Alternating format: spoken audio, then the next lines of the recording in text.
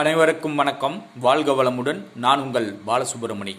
நம்ம இன்னைக்கு பார்க்குற தலைப்பு என்ன அப்படின்னு பார்த்தோம்னா, கும்ப லக்கணத்தில் பிறந்தவர்கள் வெளியில் சொல்லக்கூடாத ரகசியங்கள் என்ன அப்படிங்கிறத பற்றி பார்ப்போம்.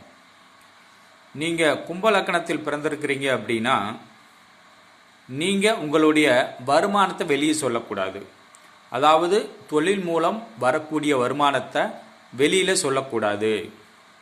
அப்படி சொன்னீங்க அப்படின்னாவே உங்களுக்கு தொழில் மூலியமாக வரக்கூடிய வருமானம் குறையும்.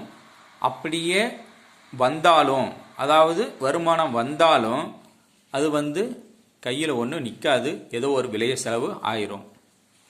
அதனால் உங்களுடைய தொழில் மூலம் வரக்கூடிய வருமானத்தை வெளியில் சொல்லாதீங்க.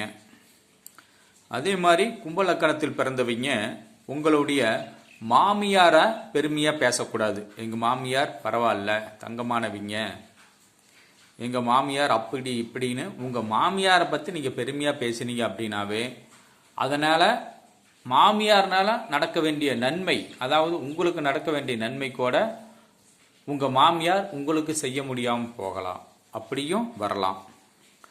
பொதுவாகவே கும்பலக்கணத்தில் பிறந்தவங்க உங்களுடைய தொழில் மூலம் வரக்கூடிய வருமானத்தையும் மாமியார் பெருமையும் பேசக்கூடாது. இதை உங்கள் நடைமுறையில் நீங்கள் செஞ்சு பாருங்கள். முதல்ல வருமானத்தை வெளியே சொல்லி பாருங்கள், சரிபட்டு வராது. வெளியே சொல்கிறத நிறுத்தி பாருங்கள், அப்புறம் எப்படி இருக்குதுன்னு. இதெல்லாம் உங்களுடைய நடைமுறையில் செக் பண்ணி பாருங்கள். பின்பு அதை திருத்தி கொள்ளுங்க. நான் சொன்னதை கடைபிடித்து உங்கள் வாழ்வை ஒளிமயமாக மாற்றுங்கள்.